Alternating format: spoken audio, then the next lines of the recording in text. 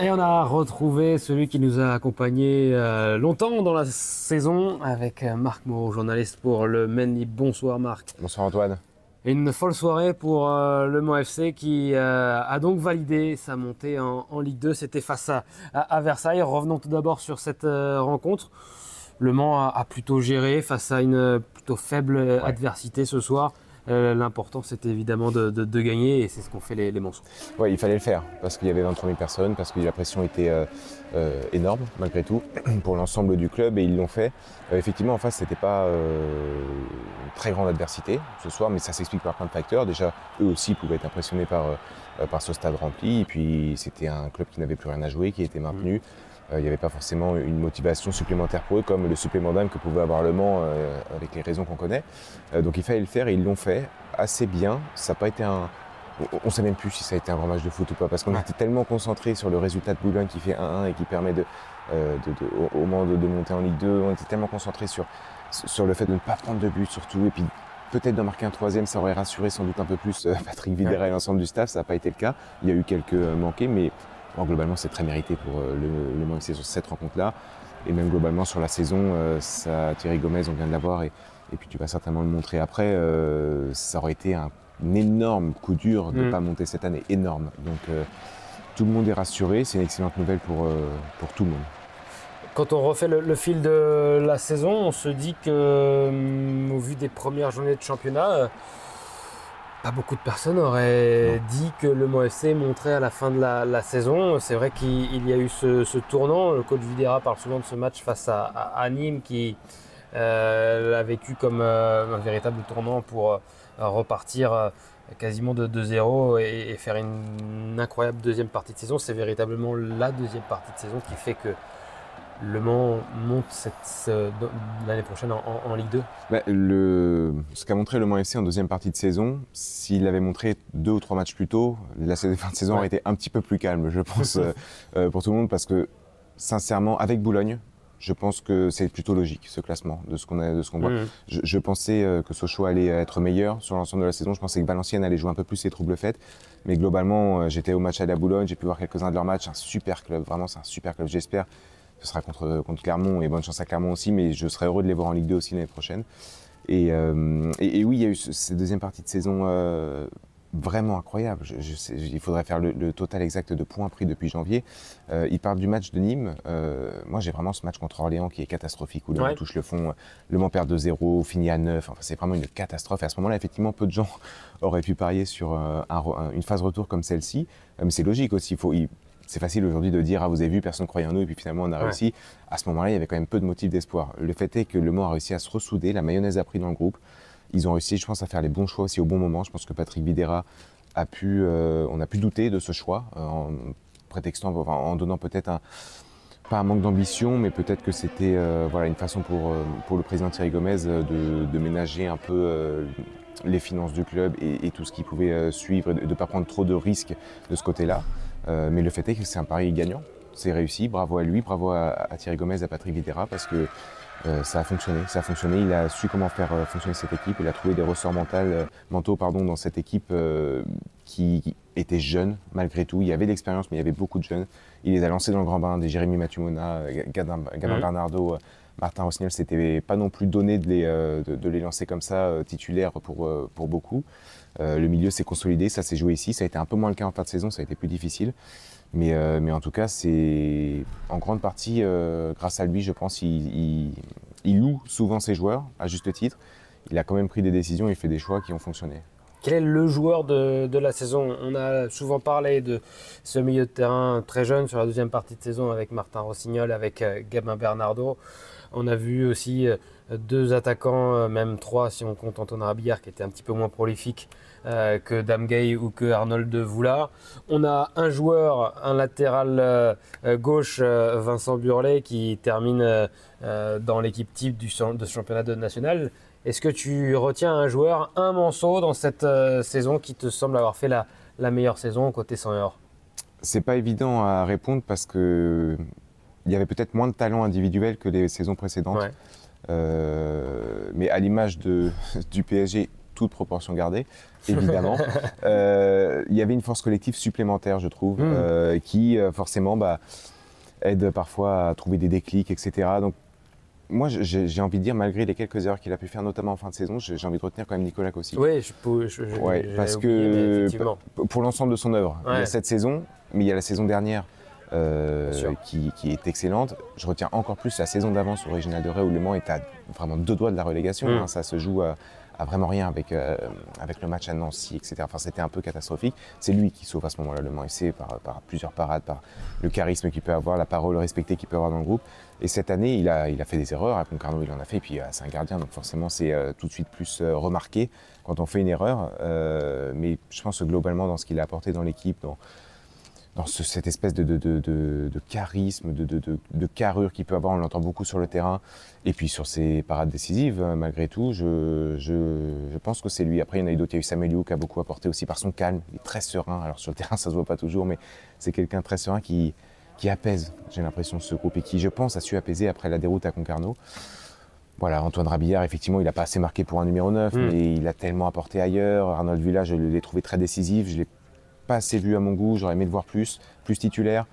Voilà, je suis en train de te faire toute l'équipe, mais c'est vrai que voilà, c'est très collectif. Je dirais, je garderais sur. Énorme, ouais. Alors, vous voyez, qui a su revenir au meilleur niveau. Enfin, triple Y et vous voyez. Et Youm qui a repris les rênes aussi de sa carrière. Je ne sais pas si on peut dire ça comme ça, mais il y a un moment où c'était quand même mal embarqué pour lui. Il ne jouait plus.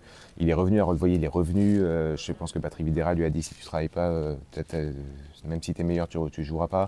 Je pense que le message est passé. C'est là où je disais que Patrick Videra a eu une influence majeure.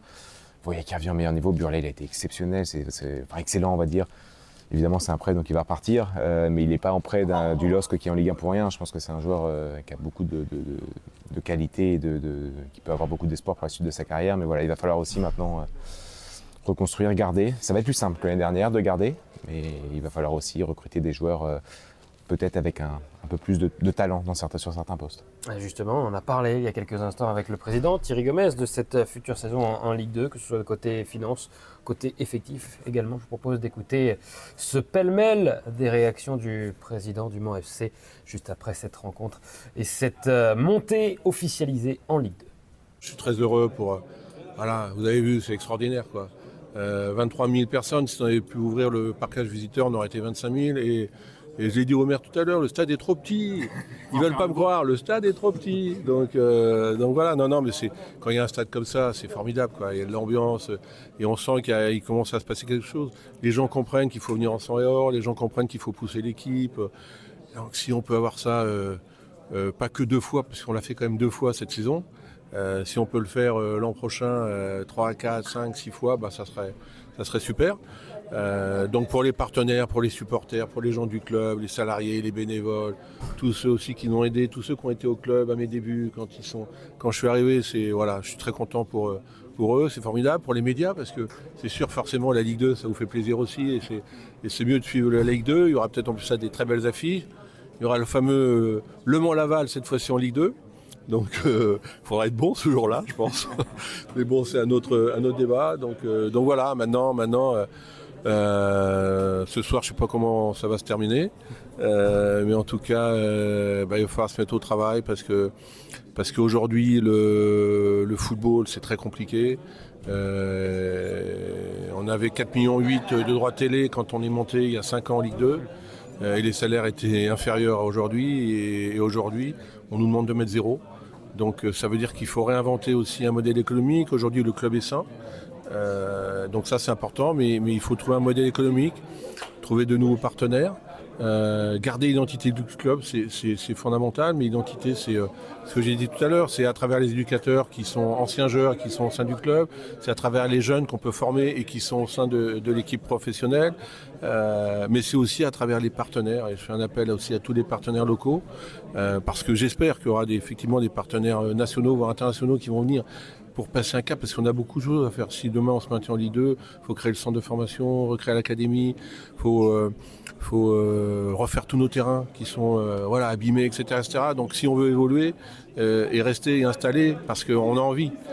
Et puis peut-être un jour, dans 3 ans, dans 4 ans, dans 5 ans, si on est installé en Ligue 2, parce que ce sera la première étape, peut-être un jour vivre une autre montée. Mais d'ici là, et voilà, ça va être.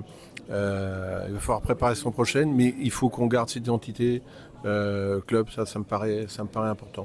Patrick Vieira, il sera encore coach l'année prochaine, il n'y a pas de doute? Non, je pense que j'ai changé, je pense. Mais non, il n'y a pas de débat là-dessus. Et vous? Comment? Et vous? Est-ce que vous serez là l'été prochain pour fêter vos 10 ans à la tête du... 10 ans, ouais, c'est les 40 ans du club. C'est, voilà, 10 ans, ça fait beaucoup. Hein. Je sais qu'il y a des gens que je fatigue un peu, qui aimeraient me voir partir. Voilà, et c'est normal parce que 10 ans, ça fait un gros... Bonne soirée, président. Félicitations. Super. À bientôt. Non, mais voilà, en tout cas, on sera tous là. Mais prenez conscience que, enfin, toutes les décisions qu'on prend et qu'on va prendre, il faut faire grandir le club. C'est-à-dire qu'il faut qu'on trouve les moyens pour rester en Ligue 2. Et ça, c'est important. Vous savez, aujourd'hui, il y a 5 ans en national, on avait déjà 4-5 millions d'euros de budget. On faisait partie des plus gros budgets. Aujourd'hui, on avait le 8e budget. Parce qu'aujourd'hui, en national, il y avait des clubs avec 10, 12, 15 millions d'euros de budget. Et c'est comme ça. Et les salaires, pour attirer les bons joueurs en national, c'était des salaires aussi importants. Versailles a un budget qui est quasiment le double du nôtre. Donc voilà. Et en Ligue 2, l'an dernier, il y a des clubs qui ont maintenant 50 millions d'euros de budget. Donc il faut prendre conscience de ça. Donc c'est pour ça qu'il faut garder une ligne de conduite, garder cette identité. Mais on est obligé d'aller s'ouvrir parce que sinon on va être déçu dans 12 mois. Donc voilà, et ça c'est mon job de préparer, j'ai toujours dit de préparer le club. Et puis aussi, moi je suis pas là à vie, hein, vous savez, c'est un jour je partirai. Mais je pense que la saison prochaine je serai là encore. Il y a beaucoup de clubs l'année prochaine qui vont craindre le passage devant la DNCG. Ça ne sera pas le cas du Mans FC? Non, je pense pas. Vous parliez tout à l'heure d'un nouveau modèle économique, avec la suppression des droits TV. Ouais, mais on nous demande de mettre, vous vous rendez compte, on nous demande de mettre 0 droit télé, donc on ne peut pas continuer comme ça, c'est pas possible. Donc il faut créer, il faut aller chercher des partenaires, il faut qu'on soit encore plus fort au niveau de nos partenaires locaux, mais il faut qu'on s'ouvre aussi à des partenaires nationaux, il faut qu'on s'ouvre aussi à des partenaires ou des investisseurs internationaux. Sinon, on ne pourra plus vivre des soirées comme ça, mais on peut essayer de faire ça intelligemment et garder une identité club. C'est mon job depuis 2 ans, 3 ans, j'essaye d'avancer là-dessus. Voilà, mais c'est compliqué parce que effectivement, il faut essayer de trouver les bonnes personnes. J'ai reçu quelques coups de fil avant le match, pendant le match, même j'espère de belles entreprises locales. Donc voilà, j'espère qu'elles vont revenir ou nous rejoindre parce qu'on a besoin de monde. Sinon, on sera encore déçus dans 12 mois et ça, c'est insupportable, quoi. Et ça, c'est ma responsabilité. Voilà, le président qui est resté longtemps auprès des journalistes. On avait vu également juste avant Patrick Vieira qui nous a remerciés également, nous journalistes. Et il avait dit, c'est vrai, à son arrivée au Mans FC qu'il avait besoin de tout le monde et en partie aussi des journalistes. Le président a dit certaines choses, notamment sur le besoin d'avoir des partenaires financiers nouveaux, d'avoir plus de soutien de ceux qui sont déjà présents. Il a également évoqué le mercato, il a dit beaucoup de choses, le président. Est-ce qu'il y a quelque chose qui vous a marqué, qui t'a marqué, Marc, dans les propos de Thierry Gomez? Oui, vraiment, il a insisté sur la nécessité du budget. Ouais. Dans le football, on en parle beaucoup, évidemment. Avec la crise des droits TV. Exactement.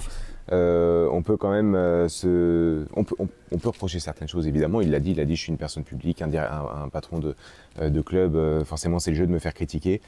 On peut difficilement critiquer sa gestion financière du club. Aujourd'hui, c'est un club qui va passer la DNCG le doigt dans le nez. On peut presque l'affirmer.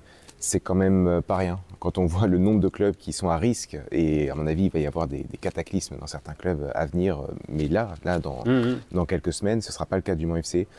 Voilà, maintenant, pour la Ligue 2, il va certainement falloir prendre plus de risques. Alors, c'est ce qu'il a dit aussi. Effectivement, la crise des droits télé, après, il passait de 5 millions à 9 uniquement avec les droits télé. Aujourd'hui, ça va être plus compliqué. Et puis, il a rappelé le budget du SM Caen, qui était autour de 18 millions d'euros et qui est terminé dernier de Ligue 2. Et qui va, alors, il y a plein de raisons qui expliquent cela, évidemment. C'est pas seulement le budget, mais ça va être. C'est ce que j'ai retenu, c'est cette conscience qu'il a, mais on n'en doutait pas, il connaît quand même très bien le football, cette conscience qu'il a de l'importance du budget qu'il va falloir réunir. il va falloir que le club grandisse, mais très très rapidement et de manière assez, pas décuplée non plus, mais x2, x3 je pense, parce que il y a cette montée en Ligue 2, et je pense qu'on peut finir là-dessus, il y a cette montée en Ligue 2 qui est extraordinaire. Le Mans n'a pas le statut, ne doit pas avoir le statut d'un promu miraculé. Ouais. Le Mans aujourd'hui est un club, je pense, qui a sa place en Ligue 2. La Ligue 1, il y a un step encore à franchir, il y a encore une marche qui est immense. La plus grande marche, c'est de la Ligue 2 à la Ligue 1. Je pense que Le Mans n'est pas prêt à la franchir encore. Objectif, stabiliser le club déjà en Ligue 2 sur une dizaine d'années avant de... Peut-être un peu moins. Aujourd'hui, ça va très vite. Mais en tout cas, au moins le stabiliser et pas jouer le maintien à la dernière journée dans l'idéal. Alors évidemment, c'est le rêve de tout le monde. Mais il faut que Le Mans existe dans ce championnat de Ligue 2. Alors évidemment, ce soir, on est dans l'euphorie tous, même les médias, on ne va pas s'en cacher. On est très content que Le Mans monte en Ligue 2. Ça va être beaucoup plus sympa à suivre. Mais ça ne doit pas être... Le Mans ne doit pas arriver comme un miraculé. Le Mans doit arriver comme un club qui joue la première partie de tableau de Ligue 2. Je pense que c'est ça aujourd'hui la place du Mans FC.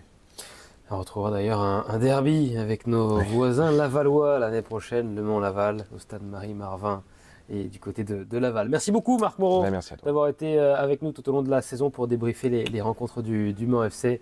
On se retrouvera la saison prochaine avec un logo Ligue 2 donc autour du plateau. Merci à toutes et à tous de nous avoir suivis. Tout de suite, la suite de notre émission, on fait le reste de l'actualité. À tout de suite.